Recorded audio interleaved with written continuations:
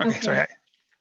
Okay, I just wanted to take a few moments for pretty much some checkoff items. So first thing, I know that last month we talked about, carryover had been posted and how important it was for you to create your new scenario after that October payroll posting. So that's just one of the things I want to make sure that everybody's had a chance to do.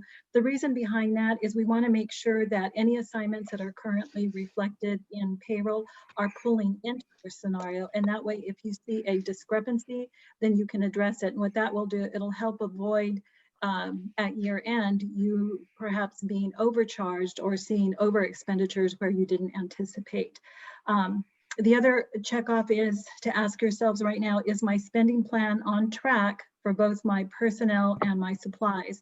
So one of the things to do is you can run your year-to-date report, and as you do that, go ahead and check. There is a column at the end that says % used, and you can use that and look at the salaries and benefit expenditures chart. So for example, we know that October payroll has already posted. For those positions that you have that are contracted, let's say you've got an 11-month position, then by end of October, if they started at beginning of calendar year assigned for that position, your % used should be at about 27%. Now, I know a lot of the positions we have are sometimes hourly, but by the same token, at this point in the year for, let's say, a third of the way through, you want to make sure that those dollars are being used. If you see that they're not and you're over or under, then make the necessary adjustments. And then again, ask yourself, if I'm not going to use those dollars, can I move them into another area that might be needed, let's say supplies. By the same token, we want to be doing that with supplies. We're going to be in December pretty soon. And with that being said, we would really like for you to have items that you're going to be purchasing for your students already either purchased or encumbered. Again, the reason for that is the dollars that you're allocated this year are intended for the students that we're serving this year. So if we do a purchasing frenzy in March, which is what happens quite a bit, then those items really aren't being delivered until April or May, and they're really not benefiting the students that they were intended for. So that's just kind of another check for you to do as well. And the other thing I just wanted to mention, this report that's up, this percentage chart, it's also located in your scenario. So I just wanted to bring light to, there is an option or there's a link in your scenario that's called the Scenario Budgeting Guide and Best Practices. So some of the reports I've talked about, the year to date, maybe looking up your salaries and benefit. If you're seeing staff that you're not sure why they're being charged, there's a report that you may access there along with this chart. So there's a lot of good information in there. So I wanted to make sure you're aware of the link. But pretty much I think that sums up, the items that I just kind of wanted you to check off and make sure that you're aware of those. And then one more note is we will be moving to an online rec system for everyone. I know right now we've got a couple of areas that are testing it. So thank you for those of you that are checking your scenarios before you're submitting your recs. However, I still am getting recs that I'm having to hold on to because they're not reflected in the scenario. So again, just make sure that before those recs are generated, you've already submitted a scenario so that there's no delay in processing. Because once we move to that online rec system, what's probably going to happen if it gets to me, it's going to be an automatic reject, and then it'll go all the way back to the originator. So I think if we can get on track now, that will eliminate some of that delay in the future. So I think that's it. And again, if any of you have questions or there's members of your teams that have questions regarding the scenario or budgeting, just feel free to shoot me an email or give me a call and I will be happy to help. So that's it for me. Thank you, Ida. Questions? Any questions for Ida? None? Okay. Okay. Thank you, Ida, very much. She's always available if you need help with things too, obviously. Trina wanted to talk about the IA evaluations. This doesn't pertain to all of you. Just some of you received that Trina reached out to you about IA evaluations. Just make sure if you heard from Trina that you work with her to make sure those get done. That's all that is. Donna wanted to talk a little bit about some mid-year monitoring and things like that. Okay. Happy Tuesday, everyone. So I'm going to be brief, but I just wanted to go over a few things for implementing and monitoring our SIPSA.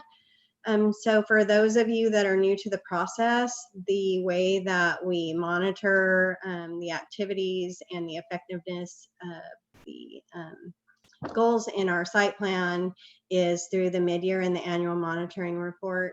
So once your SIPSA has been approved and implemented, and your SSC, you begin monitoring it with your SSC.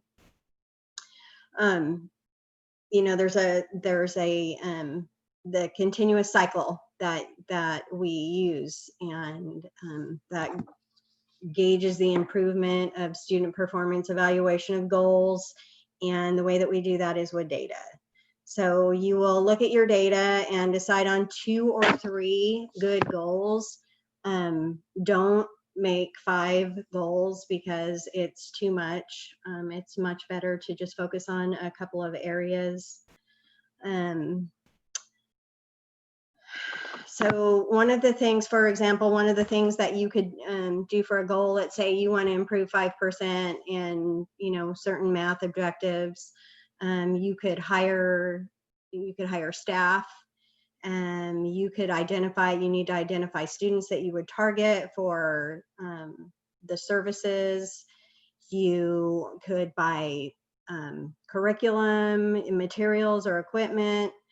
You know, there's a lot of different things you can do. So we attached a good example from last year of 2 goals, and kind of the things, the purchases that were made or the staff that were hired, and a list of things that were effective or ineffective. Don't be afraid to use the ineffective box on your monitoring report. You may set a goal that you think is great, and in theory it is great, but in practice you run into a few snafus.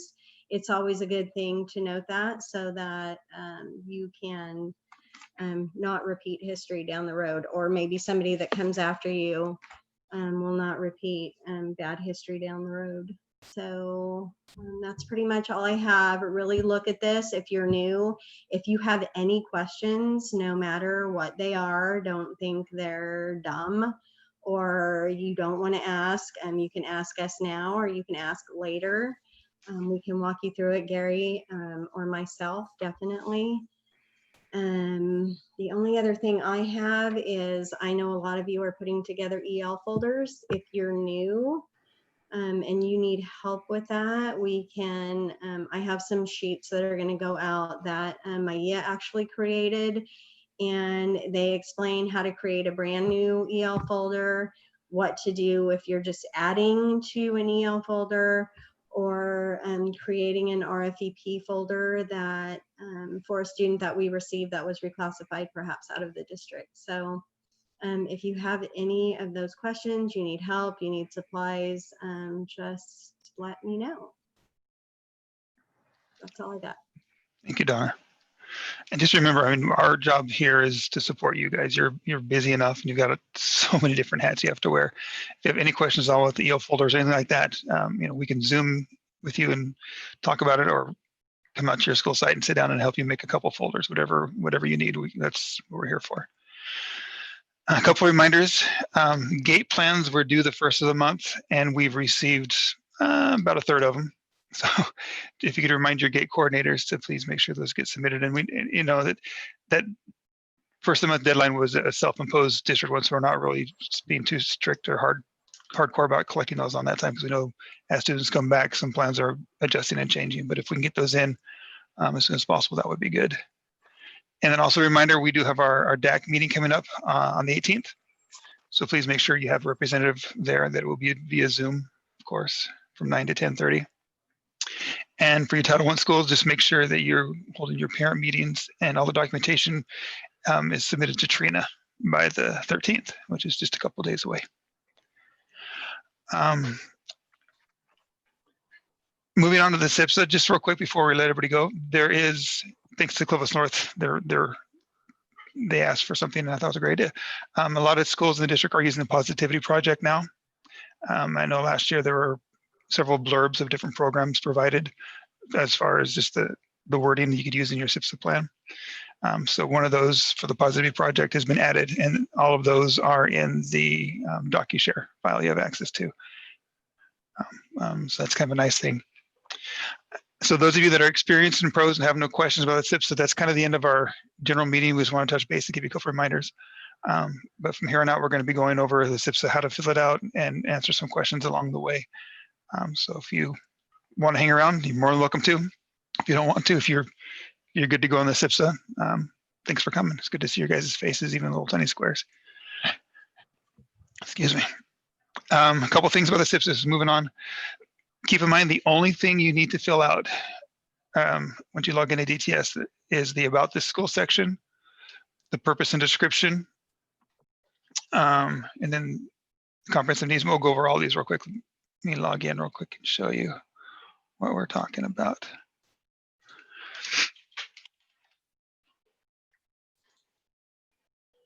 So I will log in as, let's see, I'll choose Century since I work there. So they're the lucky ones. We're going to use them for our sample. School plan for student achievement. It's 42 sections, but again, you do not have to worry about all 42. Only need to worry about, let me get this out of the way here. The first thing you need to worry about is the About This School. So if you click on that section, it'll pull up About the School, and it's pulled over from last year. So all you need to do is update it to, for this information, any dates, whatever you need to change. If you want to change, if it's perfect and they don't need to change anything, but you want to remind yourself that it's done, there's no way to save it right now because we haven't made any changes. But if I put my cursor right at the end and add one space, then I can save it. So then when I go back to the main page, it'll now say about this section, it was updated today, even though I just added a space. If you don't do that, it'll still say never. And it looks like you haven't touched it. So that's just you don't have to do that, but it's a nice way to remind yourself that it's done. So about the school, that's a really easy section. We like those kind of sections. The purpose and description section is the next thing you get to do. The first thing to worry about here are these check marks. If your school is a comprehensive support improvement school or CSI, or an ATSI, an additional targeted support and improvement school, you would need to check those. And just so you know, those schools are, the CSIs are CCDS, Gateway, and Pinedale. ATSI is Reagan, Clovis West, Nelson, TK, and Weldon. So unless you're one of those schools, everyone else just check the school-wide program. That's all you need to worry about. And then briefly describe the school's plan for effectively meeting the S requirements. And again, this is all pulled over from last year, so this is just a brief, simple update that you need to do. Any questions on that part? Okay. Then the next thing to worry about is the comprehensive needs assessment components. Just right here. This is the fun one of the fun ones. If you look at it all at once, it's kind of, a lot, but don't stress. Again, it's been pulled over from last year, the data. So the surveys describe how your surveys went from SART surveys and the LCAP surveys. You have access to those already. If you can't find them, let us know. We can email them to you, but you should have those already. So just update that with this year's information. And again, all this is filled out for you from last year. So it's just updating the board policies. It talks about, we'll take care of those because some of those are changing. I may need to email out once we get the new policies once they're approved by the governing board. If you're referring to board policy in your write-ups, we'll email those so you know the new board policy numbers, because the policies that are going to be attached at the end that we'll upload for you will be the new board policies. So we want to make sure the numbers match up. And the directions are here for each little section. And again, it's just updating them as you go along. The state assessments. Just take it one step at a time and updating. A lot of it really is just simple updating. Last year was the lion's share of the work, creating this all from scratch. So there's that section. Then the next section is the stakeholder involvement. Gary, can I ask a quick question? Of course. I know last year when we did all of this from scratch, brand new, Mhm. it was kind of uncertain about how detailed, how specific, how much information. Were we able to gather any models, any suggestions on how much information, how deep in some of those sections, or some exemplar ones that we could look at to see what would be expected? We haven't. I can look for some. The advice I was given was if it was approved last year, it was enough. Okay, that's good to know. Yeah, that was But what I I'll- was worried about, because on some I was being pretty succinct and I didn't know, we didn't get any feedback, so I didn't know if we needed more, if we needed to beef it up, or if it was good as is last year, then I am going to run with that, Gary. Yeah, I liked that answer when I got it too. It's like, hey, if it was approved once, it Okay, should be. good. So, Perfect. but if you do want to see other school sites, obviously you can share with each other, and they are on the district webpage too, so you can like look at each other's work from last year. Oh, that's cool. Stakeholder involvement is the next section. You can see this one's pretty short, actually. This write-up for this site basically is how did you involve your stakeholders in the planning process. So again, that's been pulled over from last year, so it's just updating it. Then resource inequities is the next one that you worry about. And this one, I don't think has been pulled over. It doesn't look like it was in this one, because basically once you look at the data, you're going to identify and describe any resource inequities that you've discovered as you looked at the information, as you looked at results. And you'll write about those here. And this is where it gets kind of a little tricky, because if you're like, for example, if your goals were one thing, we'll get to goals in a little bit, but it's kind of hard to refer back to the Smarter Balanced results when we didn't have Smarter Balanced results. But we'll talk more about that when we get to that section. Okay, so one more question, Gary. Sorry. Of course, Ann. I know you, Ann. I expect it. So on this resource inequities, what do we put here? Because our goals were based on Smarter Balanced and we don't have any results. So how would we even, what do we need to put here? I would put something to the effect, that as far as without having Smarter Balanced, we can't use what we were expecting to look at, but you do have some like district level progress assessments monitoring. or whatever results you do have. Okay. Just explain that we're using this due to the fact that we don't have SBAC because of COVID. Okay. This is what we're using. Okay, thank you. Yeah. Gary, Yes. we did receive a waiver from the state, so they're obviously aware that there's not going to be any Smarter Balanced data. Yeah, exactly.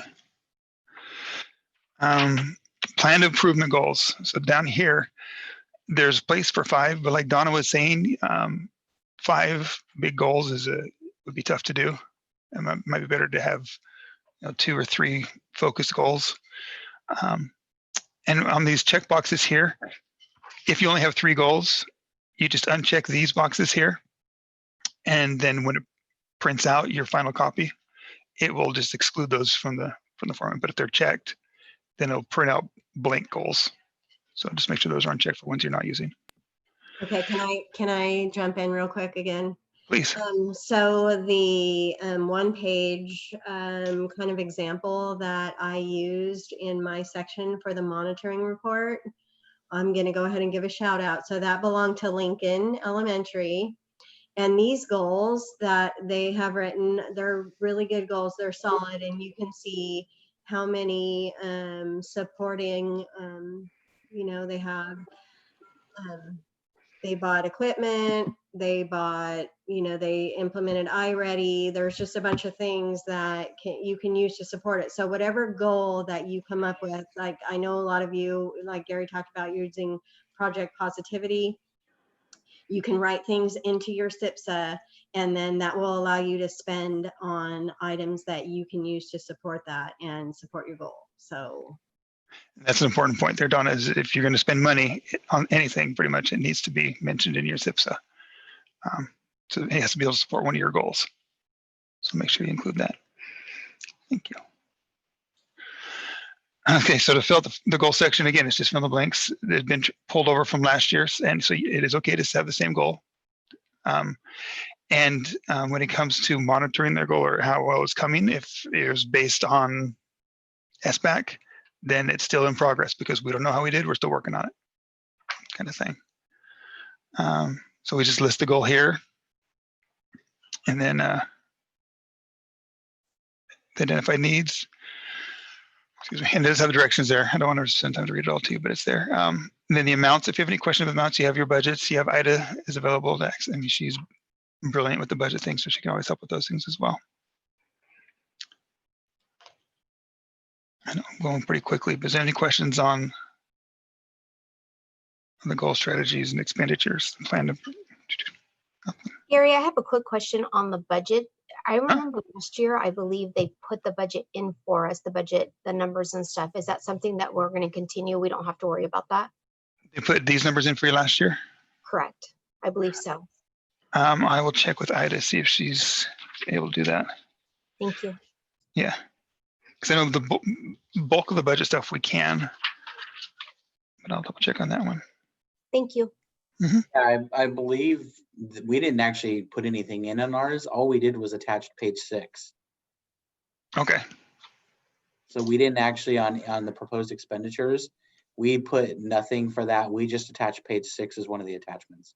And then this is filled in for you. Okay. It wasn't filled in. I mean, that's what we were told to leave that blank and just attach page 6. Oh, That was last year though, and so if it's different, I haven't heard of anything changing from last year. So I'll check on that and let me know too. And I think people did that differently. So if there could be clarification on how we want all of that done, because it's also very confusing as to if we do it, what budgets do it needed to be included in adding it all up and that kind of stuff too. So it was a little bit confusing. Okay. I will work with Ida and we'll figure it out with the county people and exactly what it should look like and let you guys know.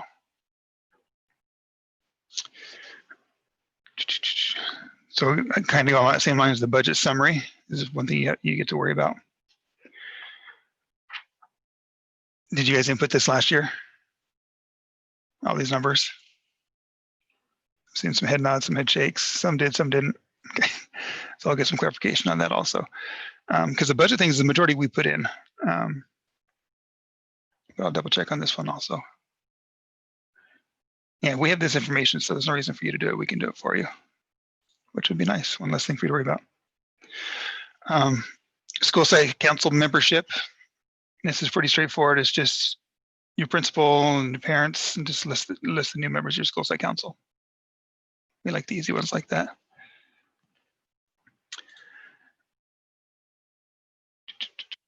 Recommendations and assurances.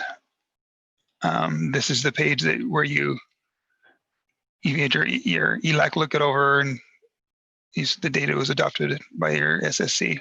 Just fill in the dates there and your chair people, and then have them sign it. And then you will also get to add a paper copy. So once it's signed, he sign a hard copy and upload that also. You can either upload it or you can email it to DTS and they'll upload it for you. And the DTS, it's on your agenda also. Aaron Tarazon, his email's there and his phone number is there. They're amazing how fast they get back to you. But as far as filling out the information, he can help you with that, or actually be a good resource. What else do I want to talk about? The remainder of the information besides these items and the budget ones I'm going to look up for you guys.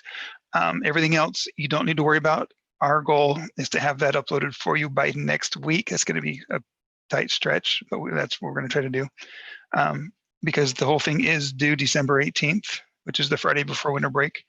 And then we'll spend winter break reviewing those. And if there's any changes that need to take place, we'll let you know after that, but I don't foresee too many of those. So we'll try to get our part done by next week. That way, whenever you're ready and done, it's due December 18th, but if you're ready December 1st, we don't mind spreading out our reading time. There's no reason to wait to the end if you're ready. hopefully that was helpful. I will get some answers on the budget information, whether we just upload page 6 or who puts the information in. But it makes sense to me that if we have the information, we should be able to do it for you. You guys are busy enough. Are there any questions right now about SIPSAs, about anything categorical that we can help you with? And Clovis North is calling me right now. No? All right, we do have some upcoming workshops. We also have some planned SIPSA Zoom or Zoom helps. We'll keep those on the calendar, but don't wait. If you have questions before then, you can call us, email us anytime. We can talk to you, we can come out to you, whatever you need. Again, we're here to help. So anytime you have any questions, don't hesitate to reach out. All right. Thank you guys very much for everything you're doing. It's crazy busy for you, we know. So didn't want to take too much of your time, but we want to make sure you knew we're here and we are here and here for you. So thanks. Have a good afternoon.